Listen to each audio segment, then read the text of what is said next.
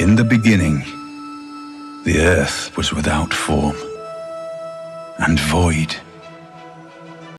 Civilization 7 could be the next best strategy game of all time.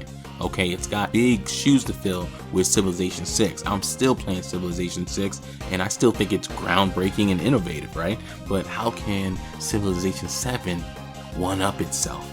Okay, first and foremost, let's talk about the power of music. While the music in Civilization 6 it was fantastic, still is fantastic, I believe that Civilization 7 could take it a step further. Imagine iconic melodies that we know and love, but then with a fresh and impactful twist, a little remix, baby, a remix, baby. You know, imagine hearing that Goody Hut sound, but there's a little bit like more like doo-doo doo-doo, you know what I mean? Like you know what I mean? Just a little bit extra, so that you're like, oh, okay, even the Goody Hut sound is leveling up, it's evolving, you know?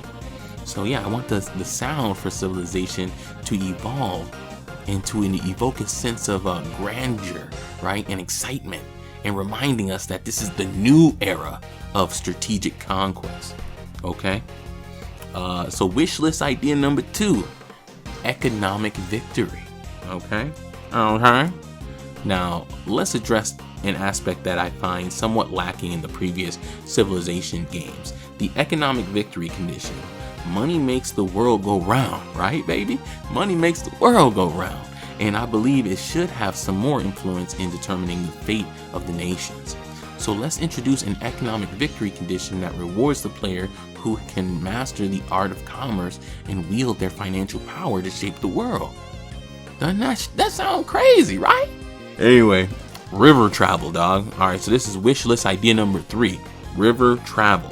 Okay, so picture this: the ability to navigate rivers in Civilization 7. Rivers have played a pivotal role in human history, facilitating trade, transportation, exploration. Including river travel as a feature would add depth and strategic possibilities to the game.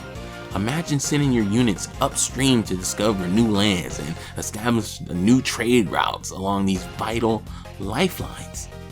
Okay, the rivers were huge, especially to Egypt. You know what I mean? Here's a little fun fact. I know that the back in ancient Egypt, right, when the Nile would flood, right, the soil would be red, and they used to take it as a sign, like, I don't know, like that it was like blood, like almost like the gods were angry or something. Like, I don't know, pretty interesting, bro. I just feel like with a game like Civilization that's invoking this ancient, this ancient history, I feel like rivers are damn near gods to the ancient ones. You know what I mean? So I feel like we need to put more respect on rivers' names. You know what I mean? So wish list idea number 4, pandemics and joint task force. Okay, here we go. I'm not saying we got to get our ouchie Dr. Fauci on, you know what I mean?